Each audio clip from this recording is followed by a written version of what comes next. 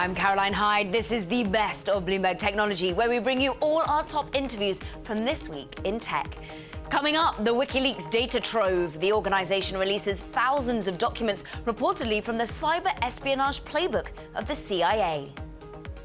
Plus, the future of H-1B. The Trump administration slams the brakes on one of tech's most critical visa programs for fast-tracking overseas talent. And Google steps up its cloud business and sticks it to a major rival. We've got all the highlights from this week's Google Next conference.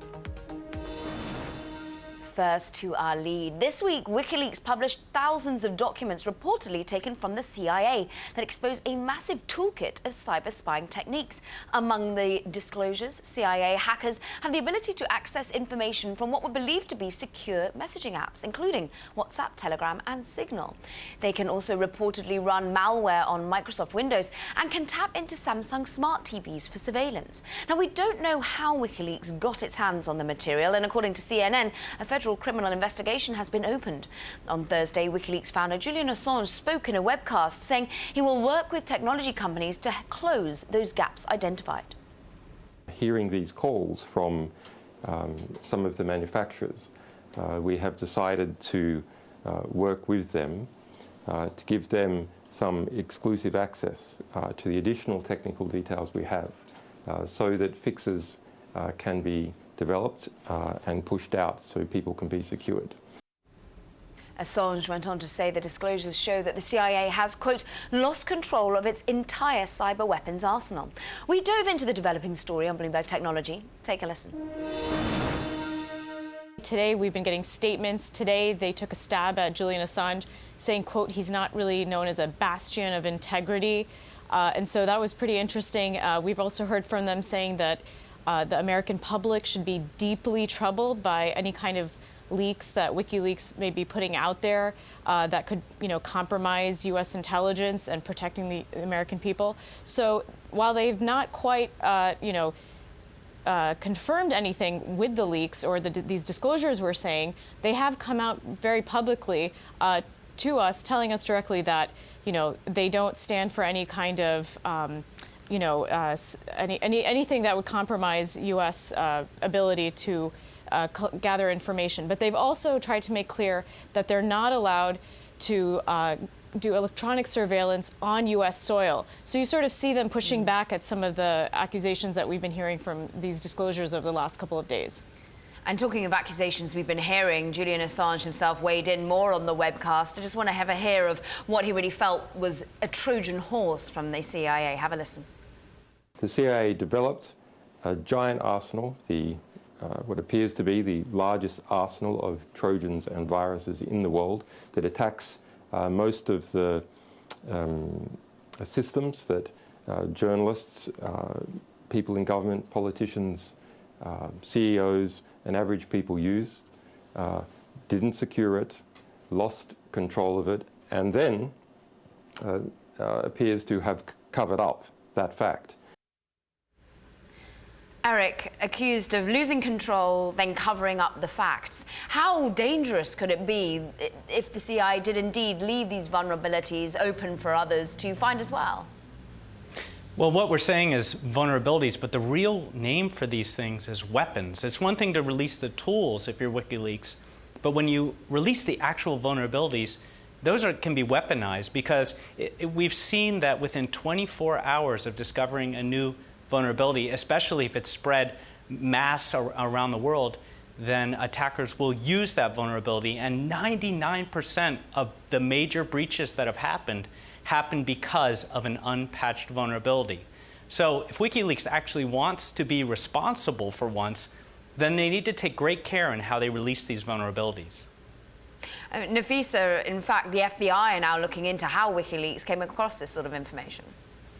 Right. WikiLeaks has told us that this trove of code and malware and viruses and 0 days or security vulnerabilities was circulating for a long time among government hackers and contractors. And they say one of those people handed that content over to WikiLeaks. So the question is, who would that have been? If the FBI and internally CIA is going to be, making lists of who those people are and trying to find who that one, person was that turned over this content. So that's something we're going to have to wait and see if this is going to be happening, kind of, investigations into this. And Eric, I've got to put to you, of course, this is a strained relationship we've seen between the tech giants and Washington at times. I mean, our minds go back to the San Bernardino shooting and the fact that they don't like to allow backdoors into their encryption. How do you think this puts the onus on the relationship going forward? I think that government needs to make some very strong national security decisions about what they need to provide to tech companies. Here, if indeed the CIA did lose this information and they knew that it had proliferated and certain hackers were using it, I would have liked to see an earlier disclosure and maybe work with tech companies to help strengthen our defense, because that is security. Protecting the people here in the U.S. Is national security, especially something so important as a cell phone and our data, which is where we put everything that we do and say these days. Still ahead, Alphabet ups its cloud game, adding new customers and partners. But will it be enough to catch up to cloud leaders Amazon and Microsoft? Plus, Blue Origin's reusable rocket New Glenn is expected to debut before the end of the decade, and founder Jeff Bezos expands on that vision. This is Bloomberg. My vision for Blue Origin, the long-term vision, is millions of people living and working in space. We need a spacefaring civilization for a whole bunch of reasons, and that's the vision.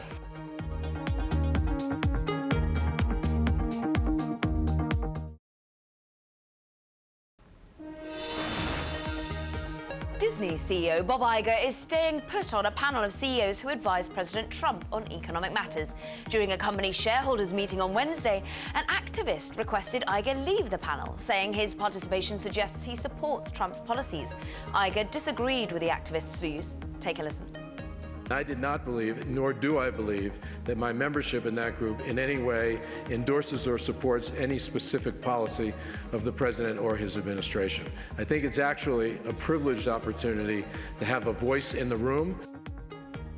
Speaking of President Trump, he met with Lorraine Powell Jobs at the White House Wednesday to discuss immigration policy. Powell Jobs is the widow of Apple co-founder Steve Jobs. Critics of Trump's immigration policies have often cited Steve Jobs as an example of how the U.S. has benefited from welcoming foreigners, as Jobs' biological father was a Syrian immigrant. Through her philanthropic organization, Powell Jobs has supported immigrants and refugees affected by Trump's executive orders. Now to Google. It sees reliability as a competitive advantage over cloud computing leaders Microsoft and Amazon Web Services, which of course suffered its outage last week. At a company conference on Wednesday, Google Cloud Chief Diane Greene cited data from Cloud Harmony that ranked Google ahead of those companies as the most reliable cloud provider in 2016. Greene, while cracking a joke at Amazon's expense, went on to say Google Cloud is also attracting clients such as eBay and Verizon through a broad portfolio of products focused on security. In a speech later that day, CEO Sundar Pichai said he sees cloud computing evolving into one of the company's core products, such as search advertising. Take a listen. To me, Google Cloud is a natural extension of our mission to make information accessible and useful. We're just doing it for businesses. It means increasing the availability and lowering the cost of data storage and computing resources. We also sat down with the chief scientist of artificial intelligence of Google Cloud, Fei-Fei Li, asking her about the transformation of machine learning in cloud technology. I think it's going to be tremendous. I think this is not only just cost saving because of the machine intelligence and data analytics. It's going to open up new businesses. For example, in financial services, suddenly we can have a better service in terms of banking, personalized banking, or in retail, we can have the new ways of delivering products to customers. So it's AI and machine learning is huge.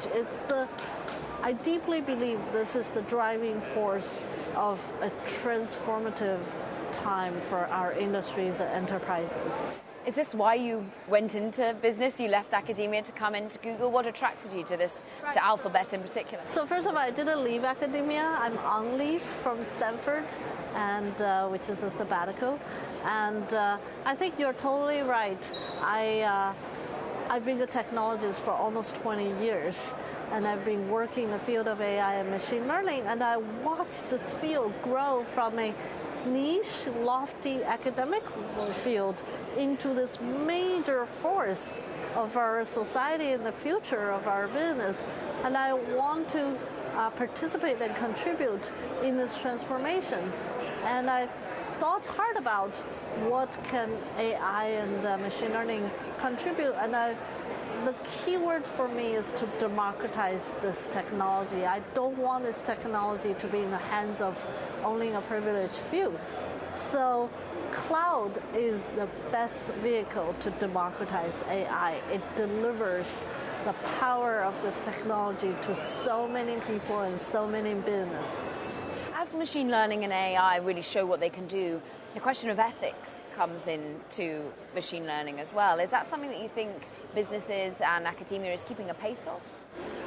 I think this is an important topic that we should invite the whole society to participate. Every time there is a new technology transformation in our human civilization, that technology becomes a force of change in the way that we live, we work, we conduct our businesses, we do regulations, we create policies. This is inevitable.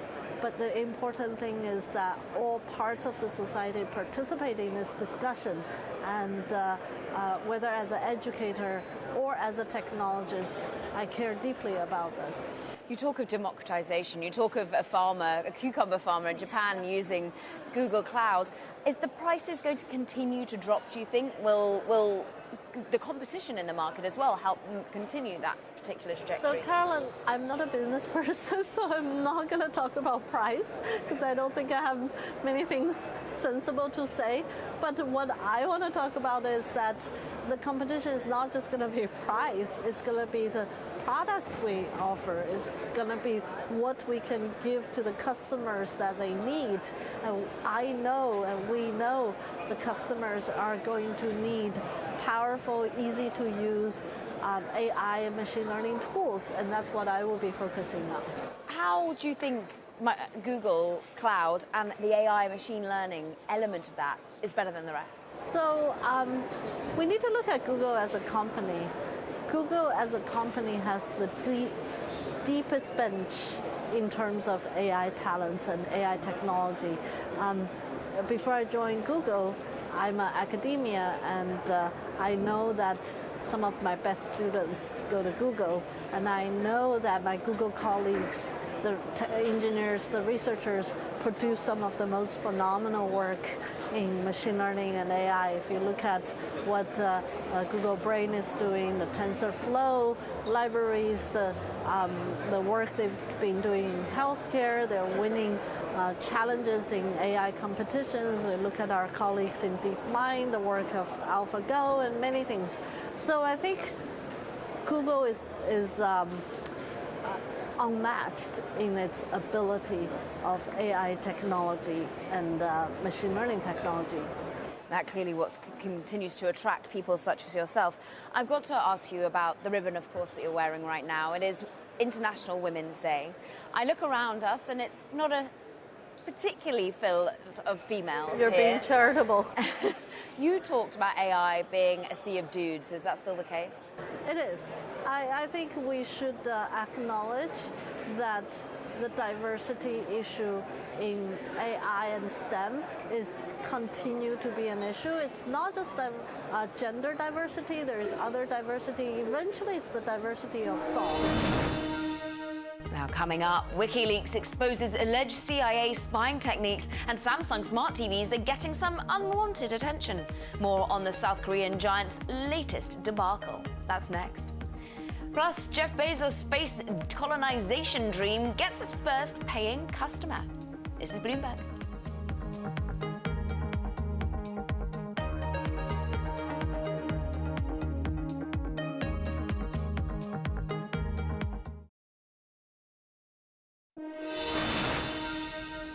Hyperloop One is making waves in Nevada. The company has revealed the first images of the DevLoop. This is the first full-scale test track in the Nevada desert. The goal is to get a test run in the first half of this year, using the DevLoop as a proof of concept to prepare for the construction of its first commercial installation. Hyperloop One will focus on ferrying goods and eventually hopes to transport passengers at high speeds. And Blue Origin saw a lot of action this week. On Monday, Blue Origin founder Jeff Bezos tweeted out pictures of the first of 7 engines for the giant reusable New Glenn rocket. One day later, Bezos announced the rocket's first paying customer. Blue Origin has signed satellite operator UDACITY'S as its first client. This as the company prepares to launch more powerful rockets early in the next decade. Bezos announced the partnership at the Satellite 2017 conference in Washington and invited UDACITY'S CEO on stage. A few months ago, we started approaching customers, and UDACITY'S was very interested and right away, and it's really a great partnership, as we're saying, because they've done so many new vehicles in the past, and so we couldn't hope for a better first partner because they're going to be able to help. Bloomberg's Dana Hull was at the Satellite 2017 conference and joined us from Washington. It's a huge step for Blue Origin as a company. I mean, this is a space exploration company that has really lived on Jeff Bezos' dream, and now they actually have some revenue in the forms of a paying customer. And it's notable that this announcement was made at Satellite 2017. This is the satellite industry's premier networking and conference event. So, this is probably the first of what will likely be more paying clients in the future.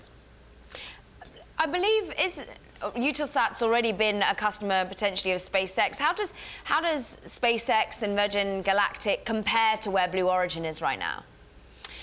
Right, so I think what we're seeing in the space industry as a whole is the continual development and improvement of new and more powerful rockets that are capable of launching satellites to geostationary orbit, which is, very far away. And so New Glenn is the rocket that Blue Origin is working on. They say that their launch contract with Eutelsat is for 2021, so it's still a couple of years out. But New Glenn is going to be a very powerful rocket, on the scope of which we just haven't seen in this country for quite some time. And I think you're seeing Bezos kind of expand beyond space tourism to commercial paying customers. I mean, quite phenomenal leaps being made. There's a great story out on the Bloomberg saying about taxpayers and potentially how much they might be on the hook the next time a space mission by SpaceX or indeed Orbital ATK or private companies actually fail. Is this something that you think is becoming known by the general public, or is this something the private companies should be having to look to themselves? Well, I think that, the launch industry as an industry is very familiar with mishaps. And whenever a rocket explodes on a launch pad or shortly after flight, it's a setback for the industry as a whole because images of burning rockets don't do anyone any good. I think the whole insurance question is a really interesting one. Oftentimes there's dual insurance or, the way that the insurance deals are structured tends to be different for each provider. But what you're going to see going forward is bigger, heavier, more powerful rockets capable of launching heavier and grander payloads. And, now if you're a satellite company, you have more options. You can go on SpaceX, you can go on Arianespace, eventually you'll be able to go on Blue Origin. And so as for the satellite industry, this is great for them because they have more options and there's more competition, which ultimately will lower the cost for everyone. Great for satellite. What about great for the consumer who is desperate to get into space? Virgin Galactic ticket holders have been pushed back and pushed back. Do you have any time frames, particularly for what Blue Origin is promising? Well, they're talking about taking tourists to the edge of space for a few minutes of weightlessness and then bringing them back. I don't know what the timeline for that is, but I think it's within the next couple of years. And of course, they've kind of leaned on what they've learned from the test flights of New Shepard to help develop New Glenn, which is the new rocket that they're talking about. And Dana, just remind us of what Jeff Bezos' grand view here. We know that Elon Musk is a visionary who potentially looks at us living outside into space. What does Jeff Bezos hope to achieve? I mean, they're similar guys in that they are both, tech billionaires who made their fortunes in the internet and then immediately plowed those fortunes into private space companies. Bezos started Blue Origin 15 years ago with the millions that he earned as Amazon CEO, and they were relatively quiet until recently. But his vision is similar in that he wants to have millions of people living and working in space. That was Bloomberg's Dana Hull in Washington. And it's more headaches for Samsung. As we mentioned, according to documents released by WikiLeaks, Samsung smart TVs could be used to spy on their users. The claim is that Samsung smart TVs have a microphone designed to take voice commands, which can pick up and transmit information while the device appears to be switched off. Samsung says it's aware of the WikiLeaks report and is urgently looking into the matter. The South Korean tech giant is already hurting from other recent debacles. Most recently, the de facto head JY Lee preparing to stand trial for charges of bribery and embezzlement. Bloomberg's Peter Elstrom joined us live from Tokyo.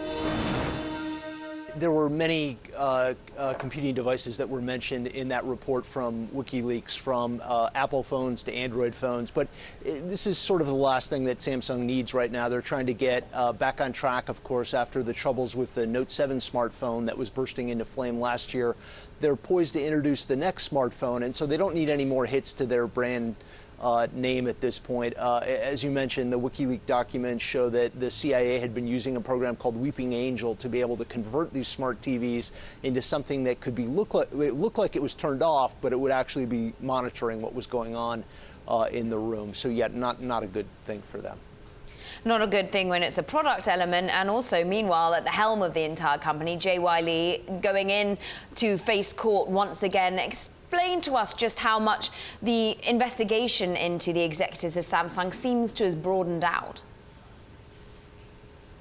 That's right. Today in Asia, where it's Thursday, these will be the preliminary hearings for the trial. It's not clear at this point whether JY Lee himself is going to appear, but the attorneys from both sides will appear, and they'll lay out the time frame for the trial. One thing that's sort of striking about this investigation is how quickly it's moving at this point. The special prosecutor was set up and was tasked with investigating these allegations of trading favors at the highest level of government and business, and he was only given about 90 days to do that, which is very, very quick by international standards. Certainly when you look at some of the big scandals in the U.S., that's lightning fast. He asked for an extension, a 30-day investigation, and the same administration of the president who's been impeached denied him the extra 30 days to keep digging. They also won't let him into the president's residence to be able to continue the investigation. So he's kind of playing a very quick game right now, and now the trial is going to begin, and that's going to move pretty quickly too. How is Asia responding? I mean, the investor base doesn't seem to be. We've seen Samsung near all-time highs when you're looking at the share price. But is there concern that indeed JY Lee could end up in prison? What does that mean for the business?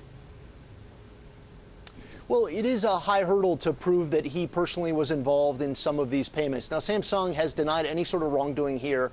They've said that they did give tens of millions of dollars in payments to this confidant of the president, Park, but they've said that was not in exchange for payment. So there's a high hurdle for the lawyer, the prosecutor in this case, to be able to actually prove that JY Lee himself was involved in this. As you mentioned, the Samsung business has been continuing quite strong. The shares are near an all-time high at this point. The chips business and the display businesses in particular have been doing quite well. So that's kind of bolstered them, and now they're going to come out with this new smartphone at the end of the month. So we'll see how that plays out. That was Peter Elstrom, Bloomberg's managing editor of Asia Technology in Tokyo. Coming up, President Trump's latest executive order puts the brakes on H-1B visas. What's this mean for Silicon Valley attracting the top tech talent? And a reminder that all episodes of Bloomberg Technology are now live streaming on Twitter. Check us out. It's at Bloomberg Tech TV, weekdays at 5 p.m. in New York, 2 p.m. in San Francisco. This is Bloomberg.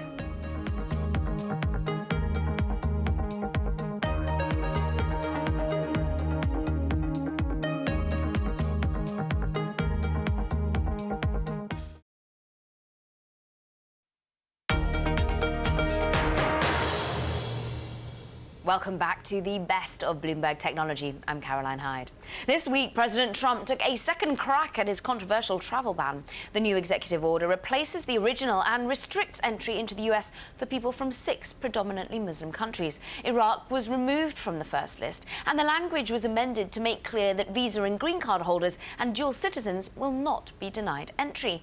The announcement is more onerous in certain areas, though, with the suspension of the 15-day premium processing program to fast-track applicants of H-1B visas, a process that Silicon Valley tech firms use to find the best and brightest talent. We caught up with Michael Solomon, founder of 10X Management, a recruitment firm that hires for the likes of Google and eBay. I believe what we're really looking for right now is the beginning of a dismantling of this program, and I think that that's going to really work very counter to the administration's goals, which is unfortunate. We discussed the H-1B visa the last time that you joined this program, and we knew that there are some key issues at the heart of it. Sometimes it is being misused by certain companies. How could it be improved rather than dismantled, as you're at the moment worried about? I believe one of the things that we talked about the last time I was here is the idea that we can increase the threshold for hiring. So rather than a $60,000 minimum, move that to $120,000. The companies who need to bring in foreign talent because they can't get people here can easily afford to pay twice what they're paying now. They can afford to pay much higher expedited fees. That's good for the government. That's good for the economy. It will not take away jobs from people here, because if people here are qualified for those jobs at lower prices, they'll take them. And the problem with what's being proposed now is as you reduce the number of tech talent that come in, all you're going to do is increase the pricing for those who are here. It's not going to create a whole lot of new jobs. How have some of your clients been reacting to this? Have they been trying to find talent ahead of any sort of cutback? I mean, we know that it starts at the beginning of April when they're allowed their new allotment of the amount of people coming in on H-1B visas, but how are they trying to maneuver?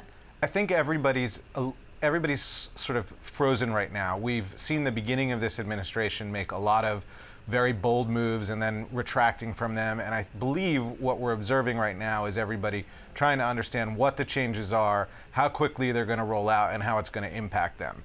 And the announcements that have just been made are being digested as we speak, and I think we'll see what the tactics are.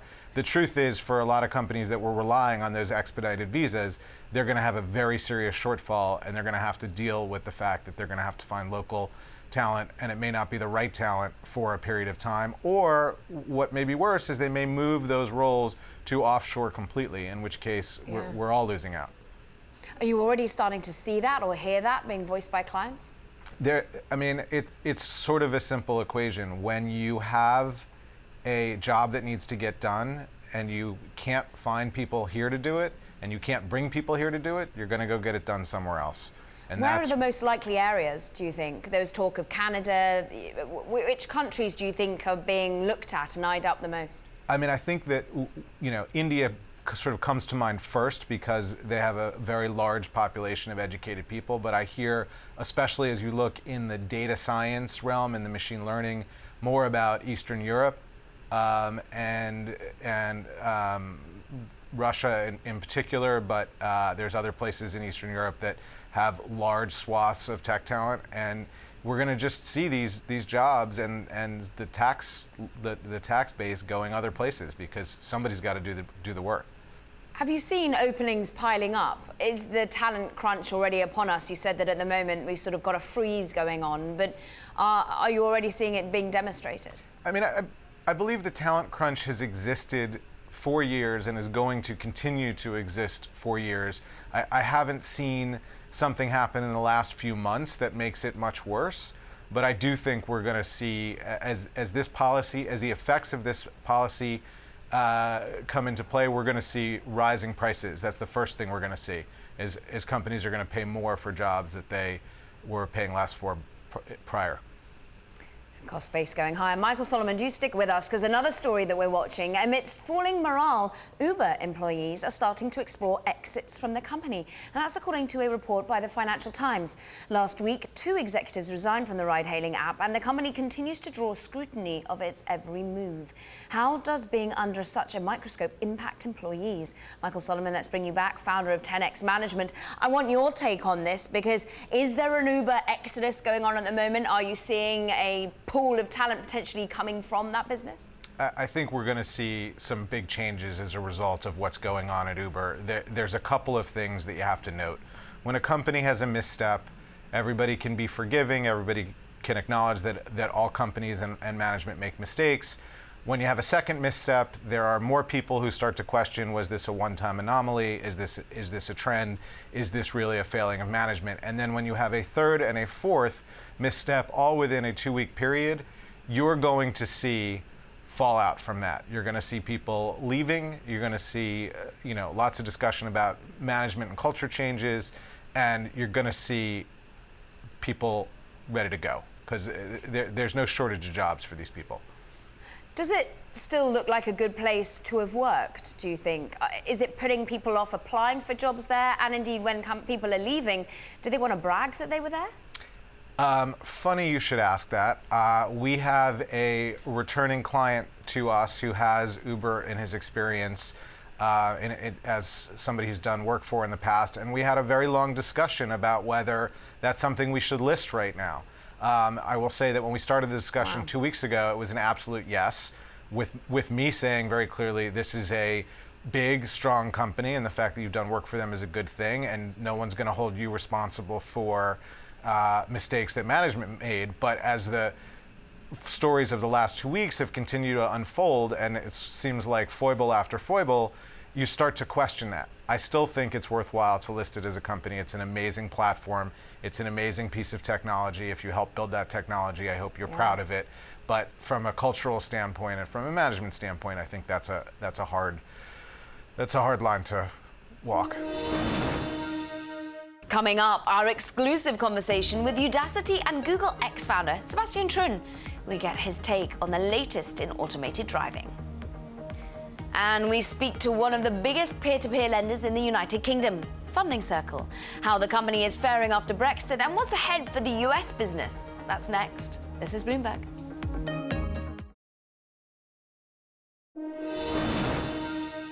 Now, Sebastian TRUN is known to be one of the most innovative minds in Silicon Valley. A research professor at Stanford University, former Google fellow, and of course, founder of Google X, where he led various projects like the autonomous car and Google Glass. Now, he's moved on to found Udacity, the online education tech startup that offers courses teaching skills for specialized jobs in areas like self-driving cars.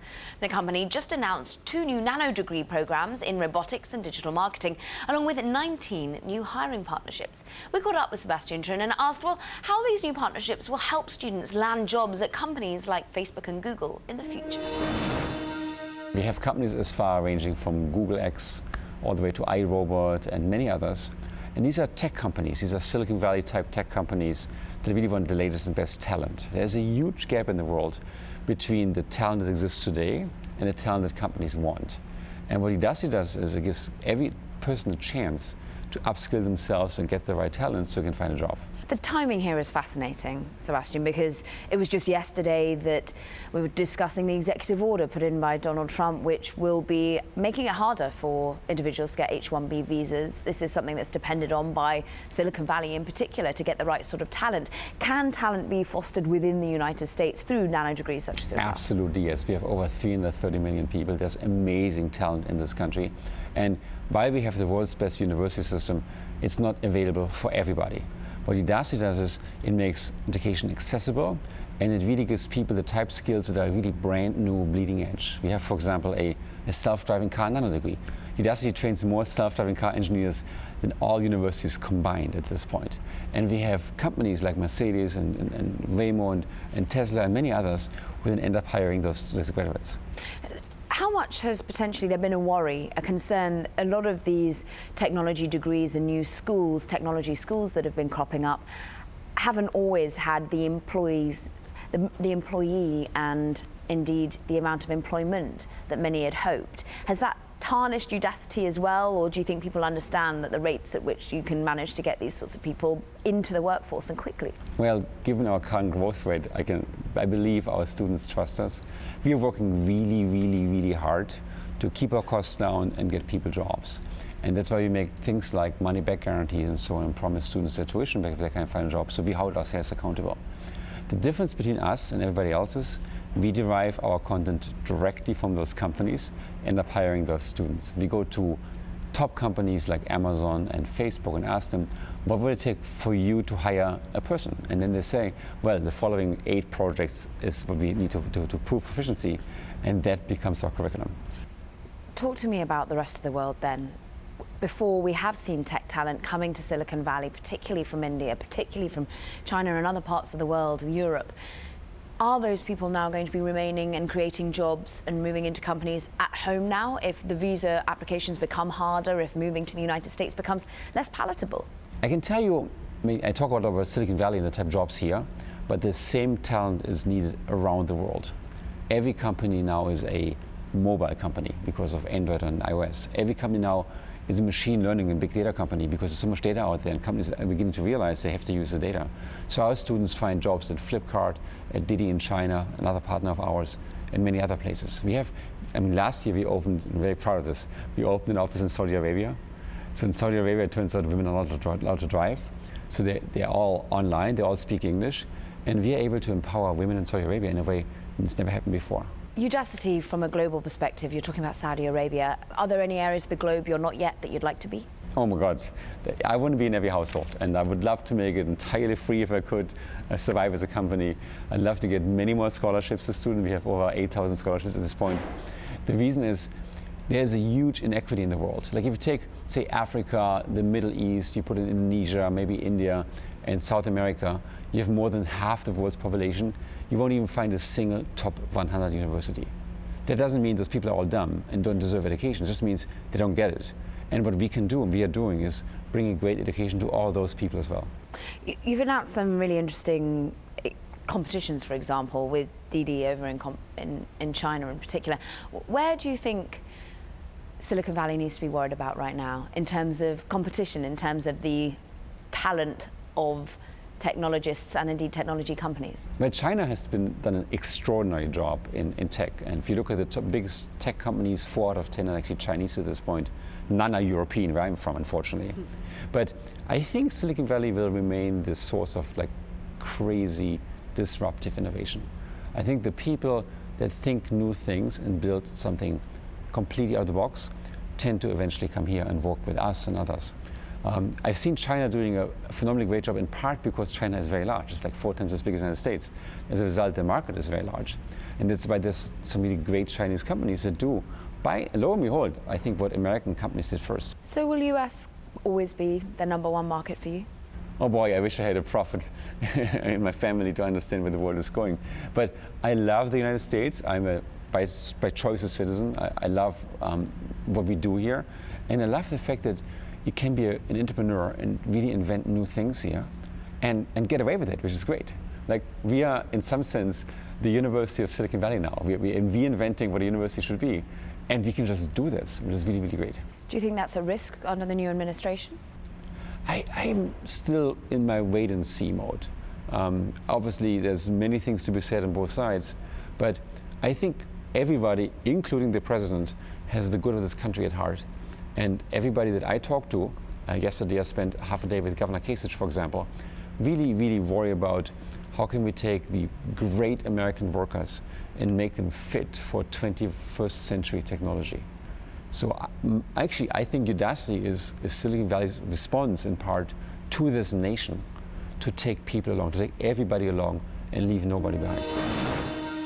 That was Udacity founder Sebastian THRUN. This week, we've been focusing in on the future of digital lending, with the peer-to-peer lending space picking up steam globally. We kick things off on Monday with some of China's regulatory hurdles. Then we turn to UK and US with Funding Circle. The London-based peer-to-peer lending platform operates in 4 countries, including the UK, US, as well as Germany and the Netherlands. Founding Circle co-founder and US Managing Director Sam Hodges joined us for more. There are some big differences between the US and the UK market, but actually the starting point is the end borrower, the customer we're really trying to serve is actually quite similar. It's an established small business owner who's looking for expansion capital. That being said, the US market's obviously much bigger, it's more fragmented, the regulatory schema is a bit different from the UK, but overall I think a lot of the principles that we've learned well in our UK and also our European business also apply well here in the States. What about the growth targets for origination of loans here in the United States? Can you paint us a picture of where it goes? Absolutely. So we've grown the business precipitously over the last couple of years, and this year anticipate being able to grow our origination volume somewhere between 70 and 85%. That on back of strong performance in 2016. We continue to see just a huge opportunity to serve small business customers all over the States, and we're just very focused on delivering a high quality experience for all of them. What about the credit problems in the loan book that struck funding circle in the US in 2016. You had to stop making new loans. How's the credit scoring changed for Funding Circle?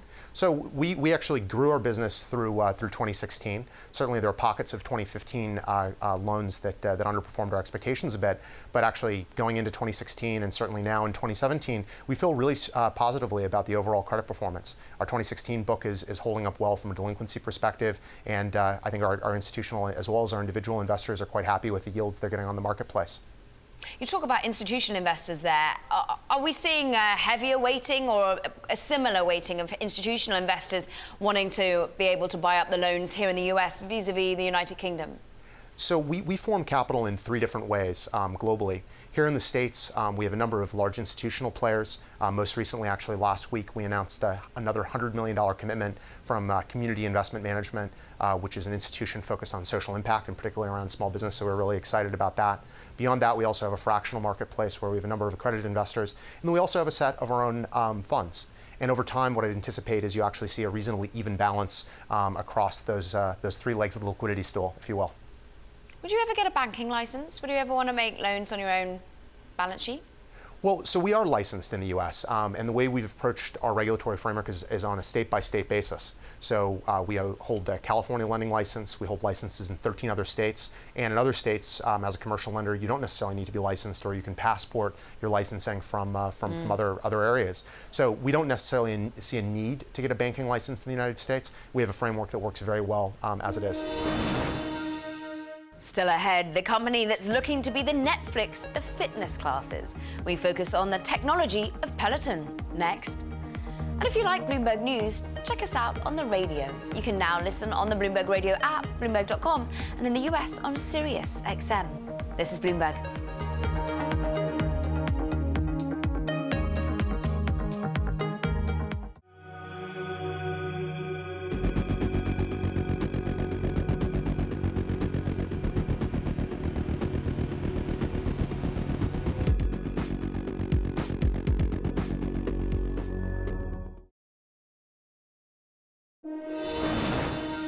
Peloton is one company taking advantage of the demand for on-demand everything, with proprietary bicycles and tablets that let users tap into classes from home. But convenience comes at a cost. Bloomberg's Carol Massa has the story. This may look like your average cycling class, but it's not. And what you can't see in the studio are the hundreds of riders who are joining in from home. Last one, I need you to be magical. Saddle down. Peloton is one of many companies disrupting the fitness industry. From Daily Burn to CrossFit to ClassPass, fitness is becoming more about on-demand and all-access. There's an increasing number of workout companies using technology to offer members unlimited streaming workouts that lets users take all kinds of classes from different locations or in the convenience and privacy of their homes. Peloton co-founder and CEO John Foley likens it to people wanting things on their terms, their time, and with more convenience. Going back to when you and I grew up and there were 13 channels, and at 8 o'clock you had to be there for Magnum PI. Now, with Netflix and with all these other video streaming apps, you can watch content and consume content where you are, when you want. So I think fitness is the next frontier of that, and I think Peloton is going to help pioneer it. Today, some $26 billion is spent annually in the U.S. on fitness. Digital workouts are slowly taking a chunk out of that number. On-demand fitness services jumped to nearly 8% of total spending on workouts last year, up from nearly 5% in 2014. At Peloton alone, sales more than doubled from 2015 to 2016. The company made $170 million in revenues last year, nearly 3 times as much as the year before. Foley, who founded Peloton in 2012, after everyday life got in the way of he and his wife's workouts, hopes 2017 will be the company's first profitable year. How do you see yourself? Is it an application? Is it fitness equipment? Is it technology? At our core, we are an innovation company and a technology company, full stop. Where's the health or the fitness? Yeah, I mean, certainly we're in the fitness category, and we're the first, I believe, hardcore technology shop to enter the fitness category. We certainly aren't a stationary bike company by any stretch. Yet Peloton does sell its own stationary bike that lets users tap into live studio classes or a library of 3,000 cycling and other workout offerings at any time of the day in the privacy of their own homes. How many bike owners do you have? So we're approaching 100,000 bikes in the market. Okay. But is that globally? That's effectively globally. We sell domestically, but people have taken them to 26 countries. So we have bikes all over the world, but we right now are focused on selling the bikes in the States. What's the most usage? Because there's rides where you can be over in Europe riding, or you can be part of a live class, or you can download, there's a whole menu of different types of classes that you can download. I'm just curious, what gets the most use? Yeah, so interestingly, only 20% of the rides taken are live. I think the live experience is so much more fun because the energy of like live music. You're there, and if you know Carol, they'll actually give you a shout out. They'll look in the break the fourth wall, look in the camera, and say, "Carol in Jersey City, it's your 100th ride. You're going to pull us up the next hill," and it's very immersive. You're part of the theatrics and the entertainment for a live class. On demand is 80% of the rides, and what it kind of tells you is that people really care about having their instructor and their time and controlling that environment versus being driven by our schedule of the live rides. Have your own stationary bike and still want access to Peloton classes at home? There's a Peloton app for that. You mentioned technology innovation company. Who do you see as your competition? Is it SoulCycle? Is it Flywheel? Is it ClassPass? Is it? No, we're rooting for the category. We love SoulCycle, we love Barry's Bootcamp, we love Flywheel, we love yoga. We're trying to be good in the fitness category. So to your question, who do we see as our competitors? What keeps me up at night is if Apple or Google or Amazon were to enter our category. Those are the only three companies that I believe have the tech resources and the tech chops to give us a run for our money. IPO this year? No. Because? We are looking to do a fundraise in the next couple months that would allow us to be as aggressive as we want and take our time considering the public markets. Next year, maybe? Maybe. Maybe. Because I've read something about a $10 billion valuation in 5 years. Is that real? I would be disappointed if it weren't real. I think that certainly starts to be in the order of magnitude of what we're seeing as the opportunity here. I think that's on the low side of where we see this business going in the next 5 or 10 years. This April, the monthly subscription service app ClassPass, which grants users access to thousands of different workout classes around the world, plans on rolling out its own video on demand feature, joining companies like Daily Burn and Beachbody on Demand, which have been offering streaming since 2015. And while currently only 15% of fitness consumers are working out on demand, Dana Mackey at market research company Mintel doesn't expect it to stay that way. In 5 or 10 years, we'll definitely see digital fitness trend continues to grow. I think the new entrants to the market will be more in tune with new technologies, including augmented and virtual reality. I think Americans are living busier and busier lives, so they want things to work into their schedules and work into their locations versus having to go somewhere at somebody else's schedule. I think that's a dated concept.